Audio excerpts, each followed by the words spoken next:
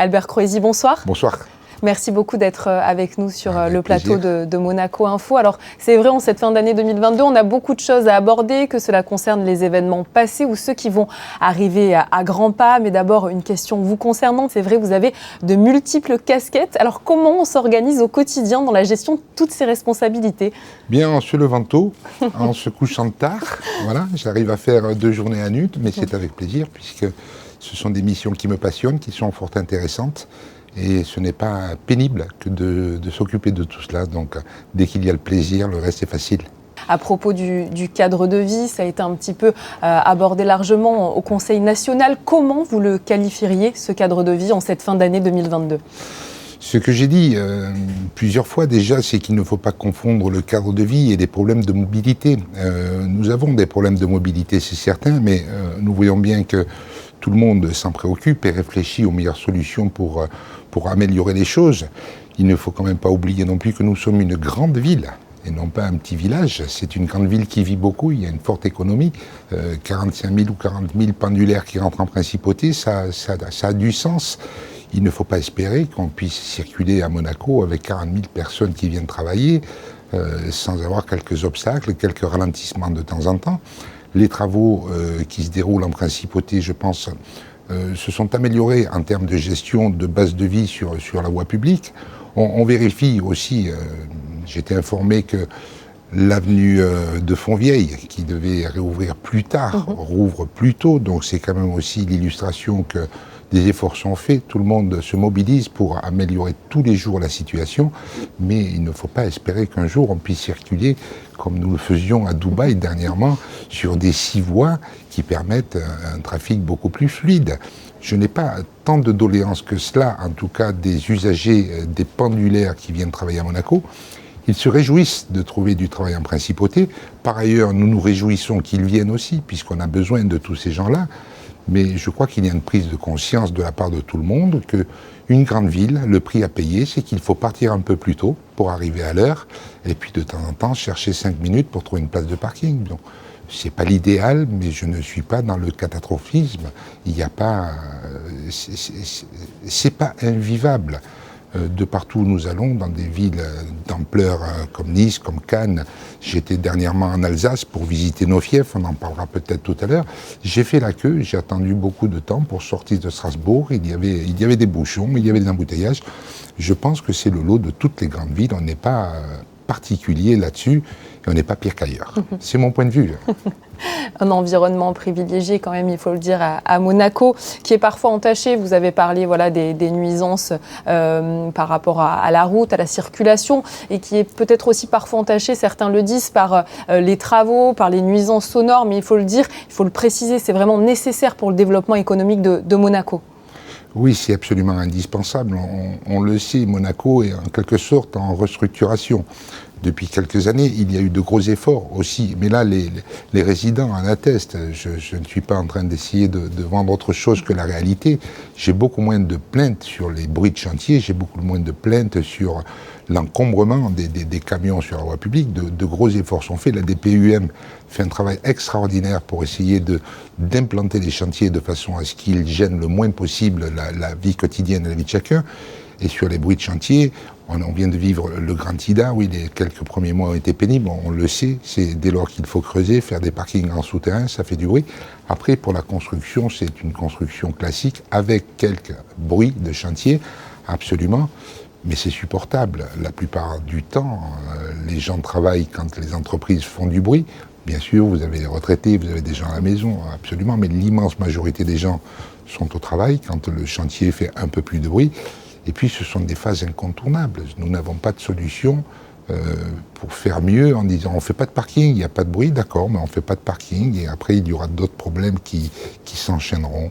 Je pense qu'on est dans une phase de développement, de restructuration, et on verra bien le bout du tunnel, je le pense. On referme ce chapitre sur le cadre de vie et j'aimerais que l'on parle, puisque vous êtes parmi vos nombreuses fonctions, le secrétaire du comité de commémoration du prince Régnier III. Les manifestations se préparent. Est-ce qu'on peut en évoquer d'ores et déjà quelques-unes ? Oui, on peut en évoquer quelques-unes. Il nous manque quelques dates précises pour certaines, mais il y en aura énormément tout au long de l'année. Les commémorations vont débuter le 31 mai, jour J, jour de l'anniversaire du prince Régnier III, avec une énorme fête sur le rocher. Tout le rocher va être animé de multiples scènes, multiples spectacles, des danseurs, des comédiens, des magiciens, des orchestres, des stands de nourriture.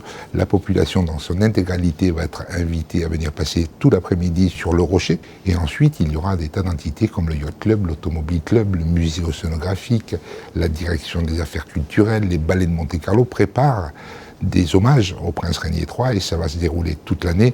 Vous aurez l'annonce de ces manifestations, je pense, dans le premier trimestre de l'année prochaine, donc de l'année 2023. Et cette année 2023 va être très très festive, en effet, oui. Ça fait partie des moments forts en principauté de rappeler à quel point l'histoire et les prédécesseurs sont importants. Oui, c'est capital. Il y a un lien aussi avec Osaka, où on nous parle maintenant, il faut qu'on évoque le cadre de vie, la qualité de vie, chacun dans nos pays.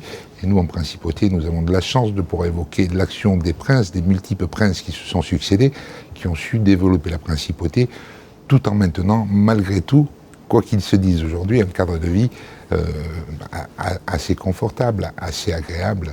Donc voilà, c'est un vrai bonheur que de travailler là-dessus et de mettre en avant ces côtés de la principauté de Monaco, de rendre hommage au prince, et cette année 2023, qui plus est, de rendre hommage au prince Régnier III, qui a fait beaucoup pour la principauté de Monaco.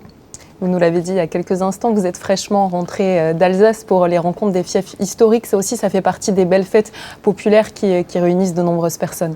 Oui, ça sera la 4e édition, la 4e rencontre qui va avoir lieu à l'été 2023, les 10 et 11 juin 2023. Cette année, nous avons le plaisir d'accueillir l'Alsace, les Pyrénées-Orientales, Luciana, qui vient de Corse. Dans les Alpes-Maritimes, ce sera Grasse, les îles de Lérins. Donc il y a un vrai engouement, un vrai attrait autour de ces rencontres des sites historiques. Le réseau des sites historiques grossit. L'association française vient d'élire son nouveau bureau.